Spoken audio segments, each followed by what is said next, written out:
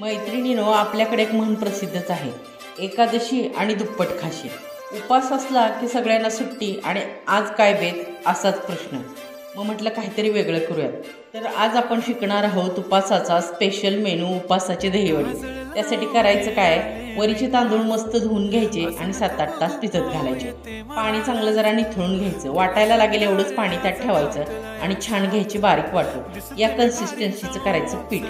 आता या पिठात की नाही मीठ आणि थोडासा सोडा टाकायचा. सोडा अगदी बेतातच टाकायचा बरं का. आणि छान घ्यायचं फेटून. आता कडकडीत गरम तेलात हे वडे द्यायचे सोडून. वडे अगदी उडदाच्या वडीत वड्यासारखे गोल होत नाहीत, थोडेसे चपटीच होतात. दोन्ही बाजूनी अगदी कुरकुरीत होईपर्यंत लो फ्लेमवर छान घ्यायचे तळून. आता हे वडे झाले तळून. आता वडे तळून झाले की मस्त आंबट गोड चवीची खजुराची चटणी करूयात. त्यासाठी मी इथे काळे मीठ, साधे मीठ, खजूर, चिंचेचा कोळ आणि जिरे पावडर घेतले आहे.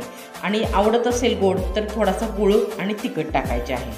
ही खजुराची चटणी फ्रीजला आरामात 2-3 दिवस काळं मीठ, जिरे हे उपासाला जर तुम्ही खात नसाल, स्किप केले तरी चालेल. अशा प्रकारे छान घ्यायची चटणी वाटून.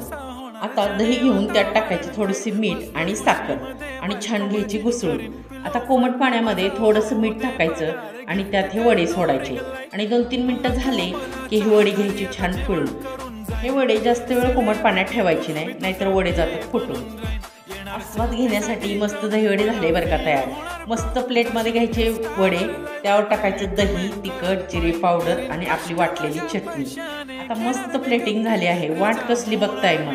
वडे बनवून बघा, याचा आस्वाद घ्या. अगदी भन्नाट चवीचे हे उपासाचे वडे म्हणतात.